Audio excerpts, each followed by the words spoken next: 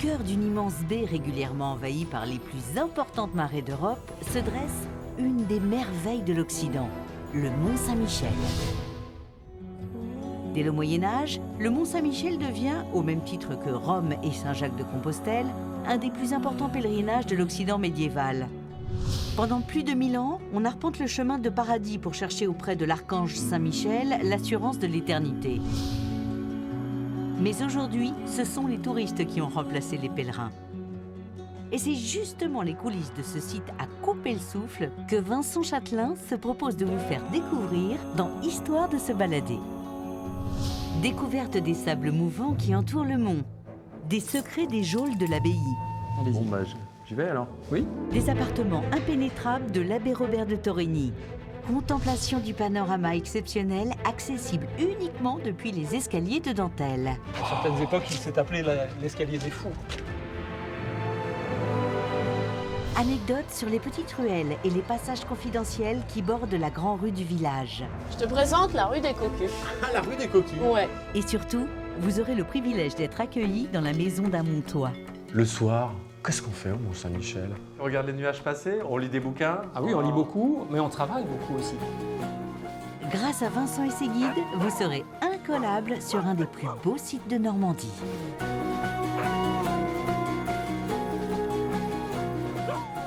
Bon là, ils sont au taquet, faut y aller, c'est ça? Ah oui, oui.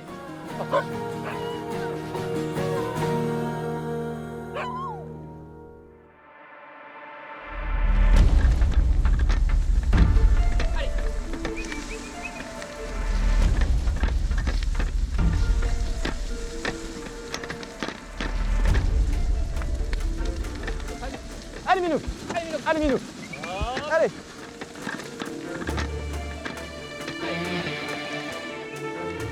Allez, allez, Minou. Allez.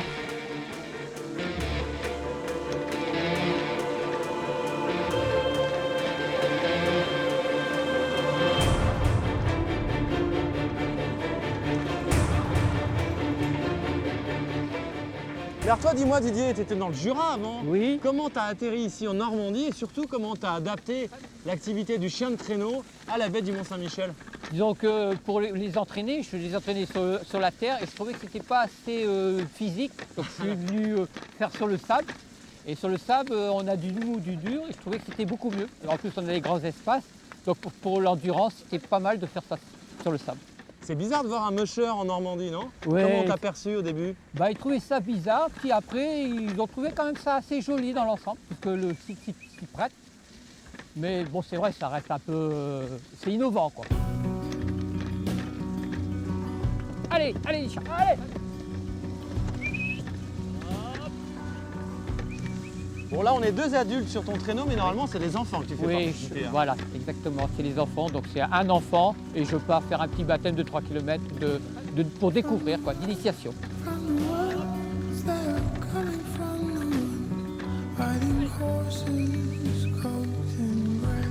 C'est quoi la réaction que te disent les enfants? Oh, ils ont le sourire très large, hein, ils adorent ça. Ils Moi aussi, adorent j'adore ça, j'avoue. Allez, Allez, Minou! Minou, allez, Minou. On accélère! Allez, Minou! Allez! Allez. Jusqu'au Mont-Saint-Michel, c'est parti!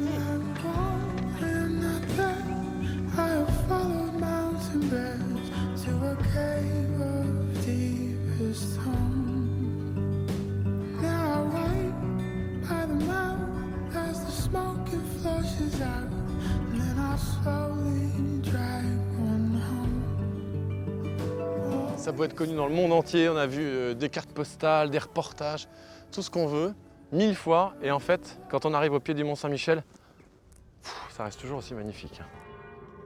Ah, ma guide. Bonjour Virginie. Bonjour Vincent. Ça va? Oui, et toi? On a la cloche pour nous accueillir. Ah ouais? On avait rendez-vous à l'heure et on est à l'heure. Et on est à l'heure. Alors, la fameuse baie du Mont-Saint-Michel est gigantesque. C'est quoi la carte d'identité de cette baie du Mont-Saint-Michel?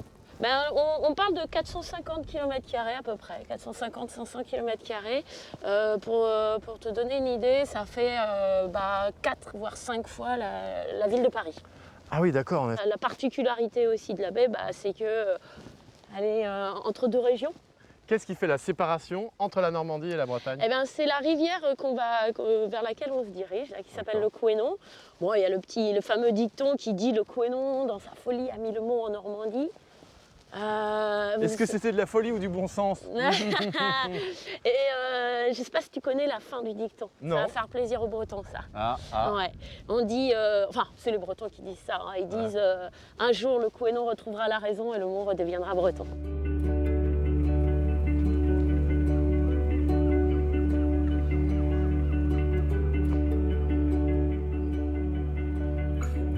Et alors, quand on se balade dans cette baie, il y a des pièges, il y a des dangers à éviter ou pas? Le principal danger, de toute façon, ça reste la marée. Après, quand tu connais un petit peu le principe des horaires de marée, de la vitesse, puisqu'on dit que la marée remonte à la vitesse d'un cheval au galop, C'est vrai? tout dépend du cheval dont on parle. La- Mais la elle vitesse, monte c'est- vite, elle monte vite. En l'espace de moins de 6 heures, la mer recouvre toute cette zone. Donc forcément, c'est une puissance énorme.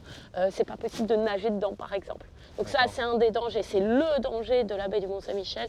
Et puis la chose que les gens veulent voir quand ils viennent en baie, c'est les sables mouvants. Moi, j'en vois pas, mais alors peut-être que toi, tu sais les déceler, les sables mouvants, non? Ben, en fait, je pense que là, on est vraiment sur la zone de sable mouvant. C'est pas une petite zone très précise. On peut pas mettre une pancarte, tu vois, avec Ouais. attention sable mouvant là. C'est pas comme dans les films. Dans les films, Oui, tu imagines dans la chèvre. Indiana Jones ou la chèvre, tu mets un pied, tu t'en Oui, c'est ça. Regarde, c'est tout simplement ça, tu vois. Ah oui, d'accord. C'est une couche de sable. Oh là là. Et en dessous, tu as plein d'eau. Alors, tu fais attention parce qu'en botte, ça part très très vite. Parce Ouais, il faut pas que qu'il ça faut fasse trop vraiment toujours changer de place. Plus tu appuies dessus, plus tu fais remonter l'eau. Tu vois, ça devient Ah ouais, liquide. d'accord. Et en fait, à un moment donné, si tu restes dedans, bah, avec ton poids, tu vas percer la couche de sable. Merci Ouais. Virginie. Allez, à Et bientôt. Il y a oh. quelqu'un. Non, il y a personne. Allez, j'ai adoré visiter la baie avec toi. C'était un beau moment. C'était sympa, hein. Quelqu'un qui se retrouvera enfoncé comme moi, au début, il peut prendre ça un peu en rigolant, mais à un moment donné, tu fais, oh, bah, Oui. Ah ouais, mais non, je peux plus parce que tout ce qui était liquide se durcit au fur et à mesure du temps qui passe. Et si tu bouges plus, eh ben, ça fait que c'est complètement dur. En Waouh. fait, on est complètement coincé à un moment donné dedans. Et si tu t'avances vers l'avant, fais voir. Bah, Michael c'est- Jackson, Smooth Criminal. Ou Superman. Voilà. Here is dark, but my love is a lantern shining up like coins in a fountain. Hope is a tree sitting on a mountain where the grass don't grow. Est-ce que c'est déjà arrivé que des gens qui se baladent dans la baie soient pris à tel point qu'ils ne puissent pas s'en sortir et que la marée les noie ou pas? Oui, c'est ça le danger d'un sable mouvant. C'est pas d'être enfoncé jusque-là, hein. Ça c'est un mythe. Le problème, c'est la marée montante. Je fais comment pour t'aider à sortir? T'appelles les secours? Ah, j'ai pas pris C'est mon plus téléphone. simple. Donc la solution, en fait, pour sortir d'un sable mouvant, c'est de le faire tout seul tranquillement. Ok.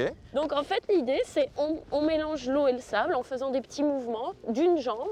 Il faut sortir la jambe complètement. Là, c'est pas évident. En hein. fait, la descente, c'est de la samba et la montée, c'est du twist, quoi.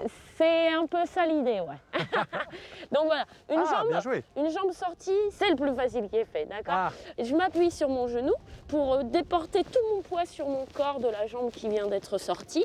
Et puis je fais la même chose avec l'autre. En le faisant doucement, sans paniquer, ce qui est le plus dur au final. Et tu ressors tout simplement à genoux, voilà.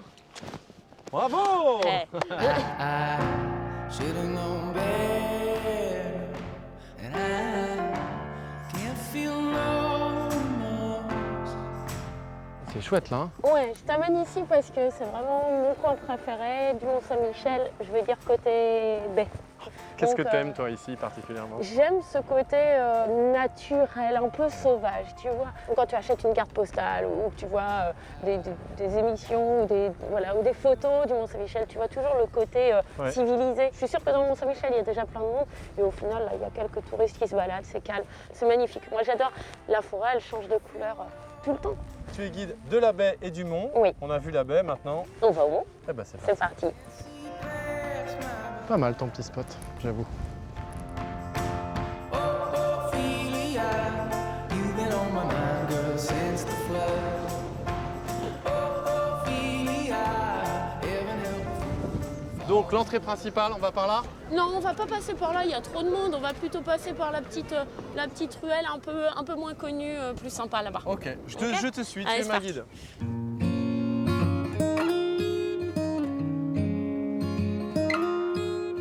Pourquoi en fait on a construit précisément l'abbaye du Mont-Saint-Michel ici? Alors en 708, faut imaginer qu'ici c'était un territoire qui était assez celtique. Et on a 3 apparitions de Saint-Michel, l'archange Saint-Michel, qui apparaît à un évêque d'Avranches et qui lui demande dans un rêve de venir construire un sanctuaire sur ce mont qui s'appelait le mont Tombe. C'est incroyable de se dire qu'en fait, le Mont Saint-Michel, c'est quand même ce petit bijou, est né dans un monde onirique. Ça a commencé comme ça, C'est ça. dans un rêve.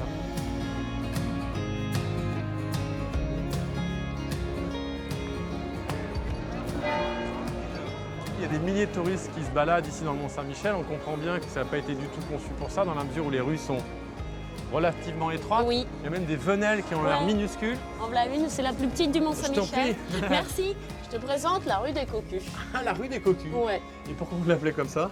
C'est quand tu es cocu, tu as des cornes. Et si tu as trop de cornes, tu ne peux plus passer par cette ruelle. Donc les cocus sont piégés par l'étroitesse de la venelle en fait. C'est ça. Tu crois qu'on va réussir à sortir de la rue des cocus ou on Eh va ben, être piégé? je sais pas parce que ça se rétrécit encore un petit peu. On essaye.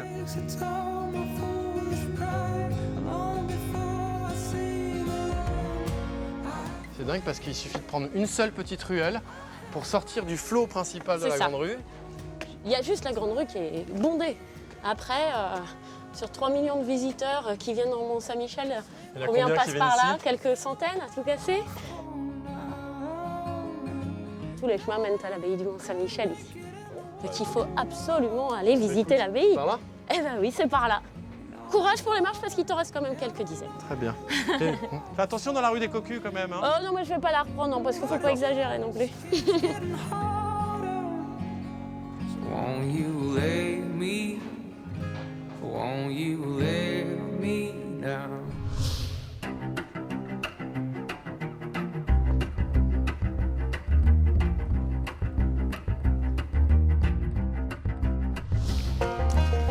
Oh là là! C'est impressionnant quand on arrive ici. Ah, c'est XXL. Est-ce qu'on peut estimer qu'en fait le choix du site est lié, on peut dire peut-être au mysticisme qui serait développé par cette vue exceptionnelle dans la baie du Mont-Saint-Michel ou pas? Vincent, il faut imaginer que ce rocher primitif s'est imposé comme une singularité depuis la nuit des temps. Ouais.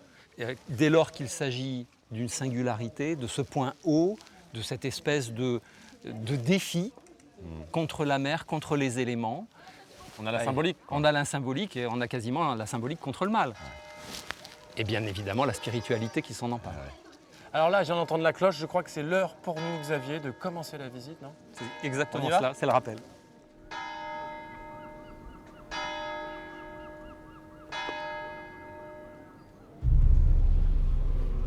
On va où, Xavier, là? Dans les parties romanes, nous quittons l'église et nous commençons de rentrer dans la partie qui n'est pas ouverte au public. Ah, d'accord.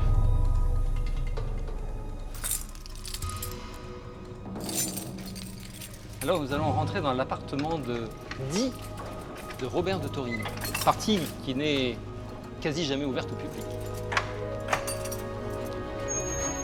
Exclusif, là. Ah, oh, il y a un beau volume quand même. Hein. C'est plafond très très haut. Et encore, nous ne sommes que dans une des différentes Petite salles de ces appartements d'un abbé qui était quand même une personnalité éminente. Donc des appartements qui étaient destinés à marquer la différence entre le père abbé, le patron, et puis la communauté. Si vous regardez l'élégance de cette fleur de lys, ça nous renvoie d'abord à l'histoire de cette abbaye, de son rattachement à la couronne de France. Et ça témoigne aussi d'une forme de luxe. L'abbaye du Mont-Saint-Michel était une très grande abbaye. On est dans un espace qui a été en quelque sorte préservé. Et préservé des dégâts qui auront lieu pendant l'époque carcérale. Et ça, c'est l'histoire que l'on va découvrir maintenant. Donc nos téléspectateurs qui voient ça, ils ont beaucoup de chance de le voir dans l'histoire de se balader. S'ils viennent ici, c'est un peu plus compliqué, non? C'est plus difficile.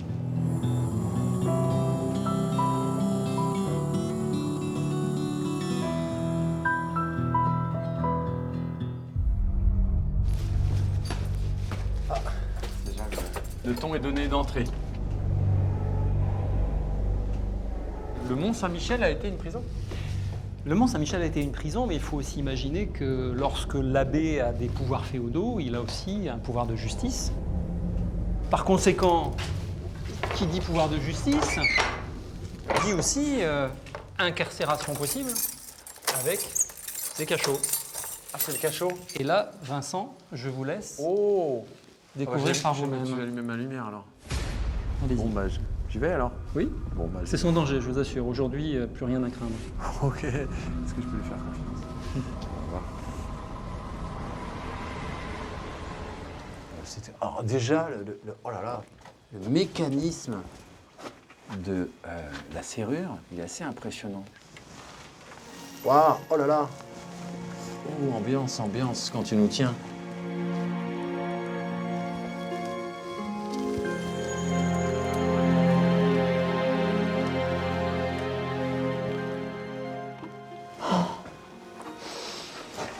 C'est un peu oppressant comme lieu quand même. Hein. Je comprends qu'on pouvait devenir complètement fou dans un cachot comme celui-là parce que déjà au niveau son, c'est très étouffant. On a l'impression d'être dans une chambre sourde. Alors évidemment la taille, même s'ils étaient un peu moins grands à l'époque, ça veut dire que le seul moyen de s'allonger c'était quasiment en diagonale, par terre. Et alors, a priori ici, les latrines. Donc ça c'est les toilettes. Évidemment, pas de trous, rien, même le sol. Ah oui, là, je savais pas qu'il y avait des prisons comme ça dans l'abbaye du Mont-Saint-Michel. C'est vrai que d'être à l'intérieur comme ça, c'est très, très impressionnant. Entre 1793 et 1863, c'est 14 000 détenus qui vont être enfermés ici, à l'abbaye du Mont-Saint-Michel. 14 000 Oui. Pensez que les prêtres réfractaires à la constitution civile du clergé, des chouans et des prisonniers politiques, quelques grands noms, Barbès, Blanqui, Raspail, seront enfermés ici à l'abbaye du Mont-Saint-Michel. C'est la plus grande prison de la terreur en fait. C'est pas la plus grande, probablement pas la plus grande, mais une des plus sûres, en tout cas.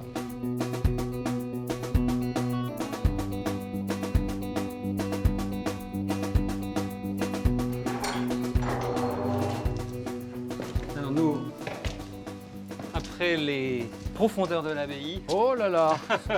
Oh, on prend de la hauteur, faut pas Là. avoir le vertige ici. Cet escalier, il a un nom?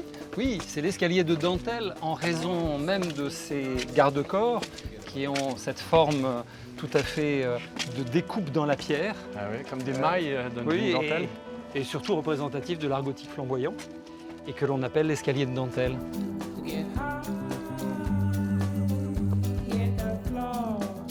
Quand on a l'habitude de travailler ici, est-ce qu'on est toujours émerveillé par la beauté d'un site comme ça quand on arrive là? Oui. Oui, c'est un privilège de travailler au cœur de la beauté d'un paysage qui n'est jamais le même d'une heure à l'autre.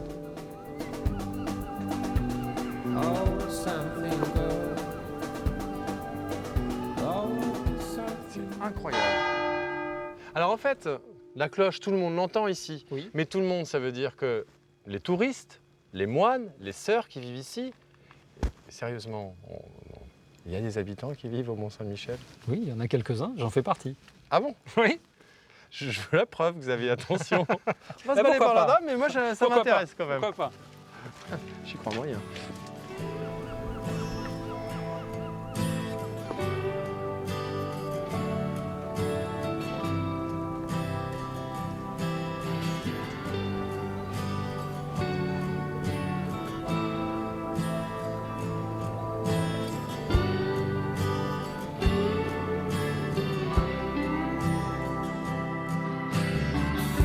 Well, Mama, take this badge off of me,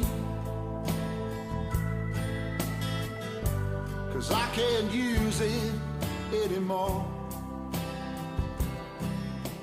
Xavier, donc vous êtes habitant du Mont-Saint-Michel, on est ici dans votre maison. Il y a combien de personnes qui vivent à l'année au Mont-Saint-Michel avec les religieux, par exemple? Une vingtaine de personnes, pas plus, si on compte qu'il y a 12 ou 13 moines et moniales, qu'il y a les 3 agents du Centre des Monuments Nationaux, vous ajoutez 2 ou 3 personnes et vous avez le compte. Est-ce qu'il y a un sentiment, il peut y avoir un sentiment d'isolement ici ou pas? Oui, je crois que c'est une vie particulière. Le Mont-Saint-Michel est une expérience unique. Pour ma part, je la goûte avec plaisir depuis 3 ans et je me vois bien la prolonger encore. C'est une vie monacale ou pas? Ah oui, c'est assez cénobitique, oui. Ah ouais. Mais en même temps, c'est aussi un lieu tellement merveilleux que j'ai beaucoup de chance. La famille vient avec toujours énormément de plaisir, les amis aussi. La vie au quotidien y est compliquée. C'est vrai que les jours de course... Comment on fait par exemple? Les jours de course, on prend son courage à 2 mains et on monte les courses, Ah ouais. comme le font les gens qui habitent dans des immeubles sans ascenseur ou qui habitent en secteur piétonnier. Voilà. Il n'y a pas de Sherpa ici. Il n'y a pas de Sherpa, mais voilà, ça fait partie de la cocasserie du Mont-Saint-Michel. Si par exemple, moi qui ne suis pas du tout montois, je veux demain venir vivre au Mont-Saint-Michel, est-ce que c'est possible? Est-ce que je peux acheter une maison? Si vous faites les agences immobilières et les notaires des environs, ils vous diront qu'il n'y a jamais aucun bien immobilier à vendre ou de manière extrêmement rare, parce que les choses se passent en famille. Il est des Montois qui ont voulu s'engager dans cette voie-là, qui ont réussi à acheter au Mont-Saint-Michel, D'accord. mais il leur a fallu 5 ans. 5 ans. 5 ans. D'aucuns disent le Mont-Saint-Michel rend fou. Je ne crois pas qu'il rende fou. Je crois qu'il peut déchaîner les passions. Parce qu'il y a comme sédiment dans tout cela, comme dans la baie, un amour pour ce lieu. Et cet amour peut parfois être un peu trop exacerbé. Merci de m'avoir fait découvrir le Mont-Saint-Michel, votre Mont-Saint-Michel, et puis d'avoir pu comme ça entrer dans la maison d'un Montois, ce qui est quand même relativement rare. Vous n'êtes que 6, donc c'est très chouette. I am a seeker, a poor sinful creature. There is none weaker than I am.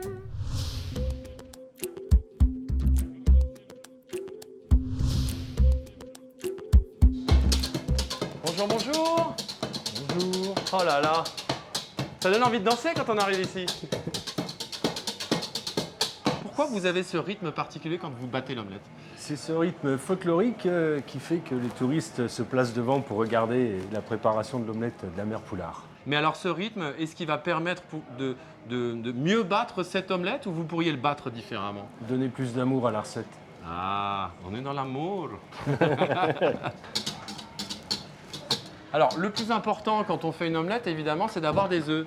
Anthony, vous avez mis combien d'œufs pour faire cette recette? Je ne peux pas vous dire. Comment? J'ai pas bien entendu. Je ne peux pas vous dire. J'ai bien entendu? Ça reste le secret de la maison. Ah, d'accord. Le nombre d'œufs, je peux pas savoir. Il y a les jaunes et les blancs dedans ou pas? Très bonne question. Ah, ah, ah. Je sens que le secret va être bien gardé. On a l'impression que vous êtes en train de battre un nuage, en fait.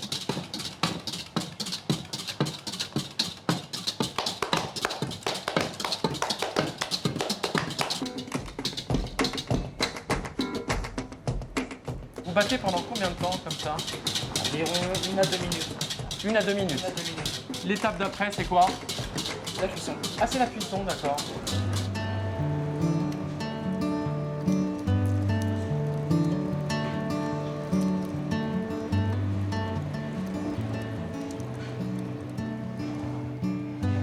Oh, comme ça se décolle bien. Waouh. Oh là là. Déjà, quand on la coupe.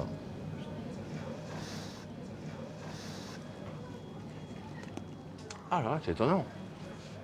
La texture. On sent bien le beurre. Le beurre, c'est bon quand même. Et en fait, l'histoire de cette fameuse omelette de la mère Poulard, comment ça commence? Qu'est-ce qui s'est passé? Ah, ça a commencé le 21 mars 1888, quand la mère Poulard a ouvert son auberge. Mais là, pour la continuité de l'histoire, vous allez vous chercher Monsieur Belon, Éric. Très bien, alors j'attends Monsieur Belon, référence de l'histoire de la mère Poulard. Et on est entre nous maintenant. C'est quoi les secrets? Ah, je peux pas vous dire. Mais vraiment? Non, vraiment pas. Bonjour, il a pas lâché, hein? J'ai pas l'info. Alors, l'histoire de cette fameuse omelette qui est connue dans le monde entier, elle remonte à quand? 1888. Et alors, c'est cette fameuse mère Poulard. Elle s'appelait la mère Poulard au début ou pas? Elle s'appelait Annette Poulard. Annette Poulard. Et alors, comment elle a eu cette idée de recette? Est-ce qu'on le sait ou on le sait pas, ça d'ailleurs? Il y a des mystères, mais je pense qu'elle voulait ravir un maximum de pèlerins, puisque c'était avant tout des pèlerins qu'elle nourrissait. Et elle les a nourris avec ce qui était peut-être à l'époque le plus facile, c'est-à-dire l'œuf, consistant et nourrissant. Ce n'était pas l'auberge où on fait du business. À l'époque, c'était des gens qui étaient éreintés, qui arrivaient, qu'elle nourrissait, qui revenait l'année d'après. Et la légende a commencé comme ça. Donc j'en saurais pas plus de cette recette, hein. Il n'y a que de l'œuf.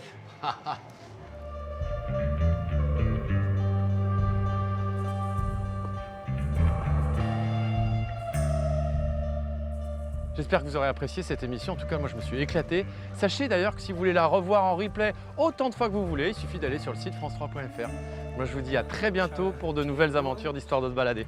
Ciao! Il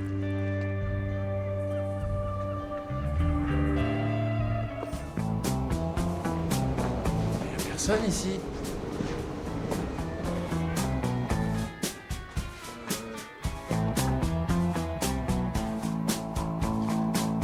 Pendant la journée, là, ici, c'est noir de monde.